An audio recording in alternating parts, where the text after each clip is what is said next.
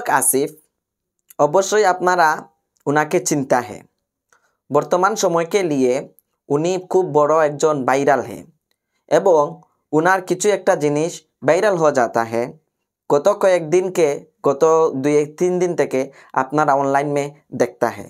যদি শেষ পর্যন্ত ভিডিও देखता हूँ এবং শেয়ার करता हूँ 2 মাসে শেয়ার करता हूँ तो আরও হিন্দি বাত শুনতা हूँ এবং আরও অজানা কিছু তথ্য আপনারা জানতা हूँ যেগুলা ইতিপূর্বে আপনারা नहीं জানতা हूँ। 2-1টা বয়া শুনছেন, এগুলা ছাড়াও আরও অনেক আছে যা শুনতে পারবা। সর্বপ্রথম মই কইতা हूँ মানে মই বলতা हूँ যে আপনারা ভিডিও 2 মাসে শেয়ার करता हूँ और মানুষকে সামনে देता हूँ যে এরকম বক্তাকে বয়কট करना फर्ज है और এটা বুঝাতে है যে এরা ওয়াজর স্টেজে উঠিয়া মানুষে দিনে की दावत देते हैं और निजे रात्रे एकाधिक नारी की बेड में जाता है एवं हंदाइता है। अब्रारुल हक आसिफ एक मे में नहीं मिलता है, से 1000 मे के साथ रात कटाइता है। तार एटा नेशा है किछु पुरपुरी टाका होए गेছে है ताई से जा इच्छा ता करतेছে। সুতরাং ভিডিও শেষ পর্যায়ে देखता हूँ एवं अनेक किछु तथ्य मिलता हूँ जा तुम्हारे सामने देता हूँ एवं तुम्हारे उपकार होता हूँ। ये वीडियो देखने के बाद यदि केउ तार वाज महफिले ओरे दावत देता हूँ ताइले से एकबारे गरुड़ ताहले से एकबारे मूर्ख है, से मानुष के कातार नहीं पड़ता है। अब्रारुल हक आसिफ बर्तमान समये एकजन कुख्यात विख्यात आलोचित समालोचित एकटा भाइरासेर नाम। अवश्य আপনারা আবরারুল হক আসিফরে চিনেন, যিনি বর্তমানে খুবই ভাইরাল আর একটা জিনিস ভাইরাল হয়েছে এগুলো আপনারা শুনছেন, এরপরে কিন্তু না হুনাগুলো দেখায় মানুষ। আমি হাসবো না কারণ বুঝতে পারি নাই, বাট একটা যখন দেখা হচ্ছে তখন তো উনি তো চালাক, আগে থেকে অনেক কিছু উনি সেরে ফেলছে। কিন্তু বিষয়টা হচ্ছে কি, ও কালো চিকন, মুখে ব্রণ, প্রচন্ড চিকন। লাস্ট 1 বছর ওকে যে হাগল টাগল খাওয়াই একটু ওয়েট বাড়াইছিলাম আমার ফ্যামিলির সামনে সবকে উপস্থাপন করবো সেই জন্য। আবার এগুলো তো সে ফিল্টার, মানে তাকে তো বাস্তবে যদি কেউ দেখে চিনবে না বাঁকা হয়ে হাঁটে, কিন্তু সেটা না। মানুষ তো আপনি যখন কাউকে ভালোবেসে ফেলবেন তখন সে প্র্যাকটিক্যাল কেমন সেটা ম্যাটার করে না, ম্যাটার করে মন মানসিকতা। তবে সে খুব নিখুঁত করে মানে মেয়েদেরকে হচ্ছে ফটাতে পারে, এটা আর কি। কারণ না হলে সে আমাকে জয় করতে পারতো না কখনো। এখন 30 চলতেছে, সে বিবাহিত এবং তার এটাই লাস্ট 10 জুন সে যে বিয়েটা করছিল তার 5 নম্বর বিয়ে। তো আমি আসলে জানতাম না আমার লাইফে এত কিছু। আমি জানতাম শুরু থেকে, আমি 4 বছর থেকে ওনাকে চিনি, যখন থেকে আমি ওনাকে জানি তখন উনি আসলে এরকম ছিলেন না। আমি লাস্ট 3 বছরের বেশি পাগল হয়ে গেছি যখন থেকে ওনার একটু সবাই ব্যস্ত শোনা শুরু করছে। বা ওই যে আমাদের দেশের মানুষ তো আসলে পালা গানা শুনে হিরো আলমকেও পছন্দ করে, আবার জায়েদ খানকেও পছন্দ করে। তো সেক্ষেত্রে কিছু মানুষ ওর ভিউয়ার টিউর হতে ও কিছু টাকা পয়সা হাতে আসছে, বিভিন্ন মেয়েরা ওরা ডিস্টার্ব করা শুরু করছে, তখন থেকে সে নিজে উল্টাপাল্টা হয়ে গেছে। তো এটা তো 5 নম্বর বিয়ে, আমি এতটুকুই বলতে পারবো।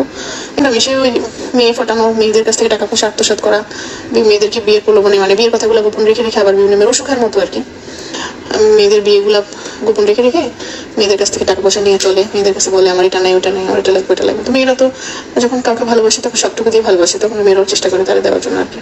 1 কোটি টাকা মতো ওর পিছনে ইনভেস্ট করেছে গত 4 বছর। ওর উঠা, ওর গাড়ি, ওর মোটরসাইকেল, ওর আইফোন সব আমার টাকার কেনা। তো আমি টাকাগুলোই ফেরত চাচ্ছি। ও আরো 50টা বিয়ে করুক, আমার এতে কিছু আসা যায় না, তার পার্সোনাল লাইফ নিয়ে আমার কোনো ইন্টারেস্ট নেই। সে হচ্ছে আমার টাকাগুলো রিটার্ন দিয়ে কেটে খেয়ে আমি টাকাগুলো দিতে হয়তো বিটাবাটি বিক্রি করা লাগতে পারে, কিন্তু আপনি আমার টাকাগুলো দিয়ে কেটে আমি চাচ্ছি। এখন যে বয়সগুলো শুনবা এগুলো আপনারা আগে শুনছেন না, এখন বয়সগুলো শুনুক একটু। সে মাত্র 3000 টাকা বেতনের একটা মসজিদে ইমামতি করতে, কোনো মসজিদের খতিব ছিল সে। তখন থেকে তার সাথে আমার তো সেই তাকে যখন আস্তে আস্তে উঠাই দিলাম, তাকে যখন আস্তে আস্তে তৈরি করে দিলাম, তখন সে বিভিন্ন মেয়েরা যখন তাকে হচ্ছে অফার করা শুরু করলো, সেও মনে করেন শ্রুতি গা বাসায় ফেলো, তখন তাকে সে আর ফেরত আসে নাই।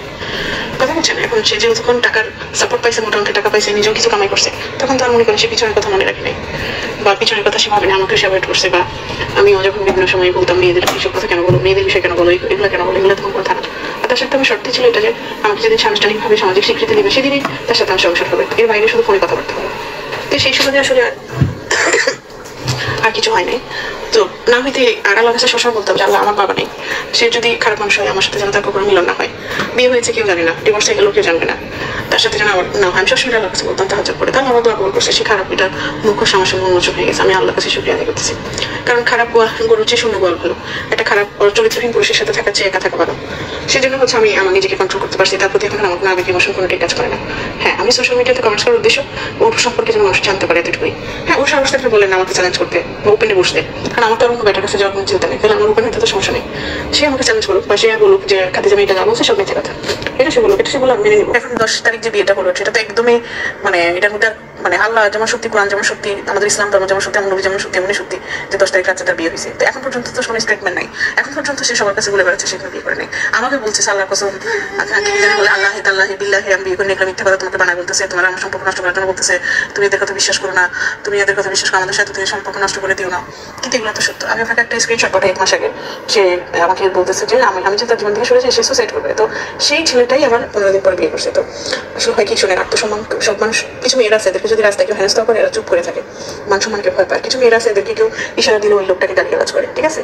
এখন আমাদের দেশের মেয়েরা হচ্ছে, বেশিরভাগ মেয়েরই তো অসহায় গরিব, ভদ্র ফ্যামিলির মেয়ে বা বড় লোকের কোনো মেয়ে তো আর জেনারেলি তার সাথে জড়াবে না, কারণ একটা শ্রেণীর মানুষ তার ওয়াজ শোনে না, এটা তো আপনি ভালো করে জানেন। মিডল ক্লাসের লোকেরা আর গরিব মানুষরা শুনে বেশি, বড় লোকরা তো আল্লাহ চিনে না, কথা বলছেন। আপনি এবার প্রশ্ন করতে পারেন, এখন মানুষকে ভালোভাবে অ্যাক্ট করে।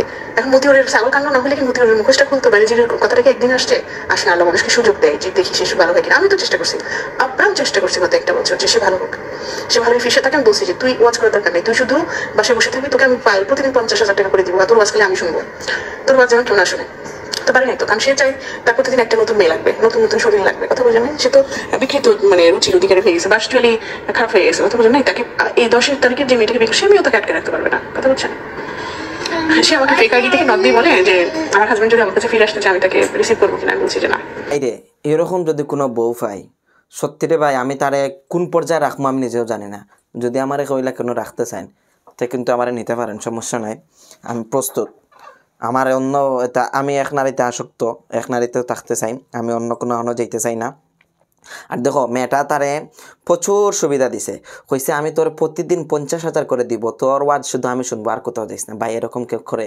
এই মেয়েটা অনেক বড় লোক একটা ফ্যামিলির মেয়ে, ওনার বাবা নাই আর সম্ভবত আর কেউই নেই, যিনি অনেক একটা ভালো ফ্যামিলির মেয়ে, বা অনেক শিক্ষিত, উচ্চশিক্ষিত, কথাবার্তা থেকে আপনারা যতটুকু বুঝলেন বা আমি যতটুকু বুঝলাম যে একটা উচ্চ ফ্যামিলির মেয়ে, না হলে এরকম হইতো না, ঠিক আছে। বাদবাকি হচ্ছে যে আবরারুল হক আসিফ যখন সময় টিভির অনুষ্ঠানে তারা জিজ্ঞেস করা হয়েছে বিয়ে সম্পর্কে, তখন সে এটা জানাইতে চায় না, তখনই কটকা লেগেছিল ডাল মে কুচ কালা হে আসিফ একাধিক বিয়ে মে লাগতা হে।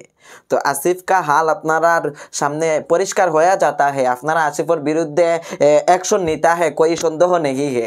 এরপরেও যে ওয়াজ প্রোগ্রাম মে তোমরা তারে নিয়া ওয়াজ করাইতা হে, তোমরা বেহায়া হে, তোমরা লাগি লাজ হে, তোমরা 100% মূর্খ হে, তোমরা গাদা হে, তোমরা গরু হে, যারা আসিফকে আবরারুল হক আসিফকে নিয়ে প্রোগ্রাম করাইতা হে, তোমরা 100% গরু হে, গরু, বলদ হে, বলদ বলদ, তোমরা 100% মূর্খ হে।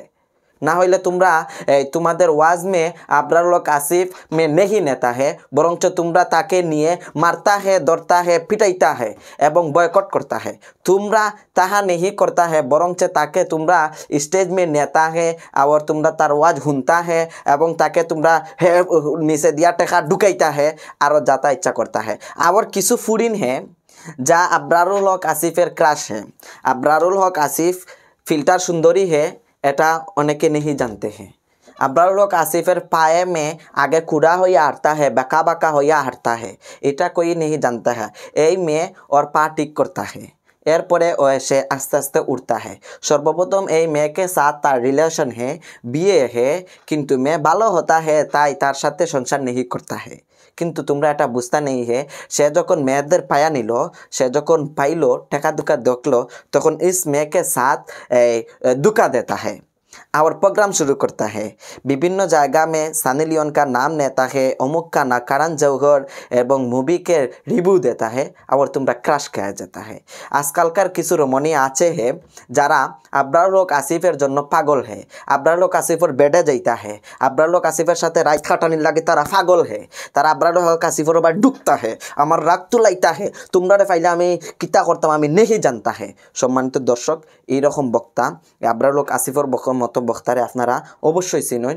এরে বর্তমান সময়ের লাগে বয়কট করা আমরা আলিমুখলর লাগে ফরজ।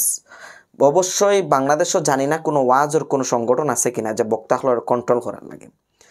আবরারুল হক আসিফ সমস্ত একটা যুব সমাজের ধ্বংস। আবরারুল হক আসিফ সম্পর্কে কেউ জানে না এরকম না, বর্তমান সে একটা যুব মানে তার চুলোর কাটিং, তার টুটোর মধ্যে লিপস্টিক এবং অন্যরকম মেলিস টাইপের কথাবার্তা, এগুলো যে জানে না কেউ নাই। এরপরেও কিছু যে এই যে পাগলা মানুষ সকল আসুন, তারা কোন মুখে যে দাওয়াত দেয় তারে আমি চিন্তা করি পাই না।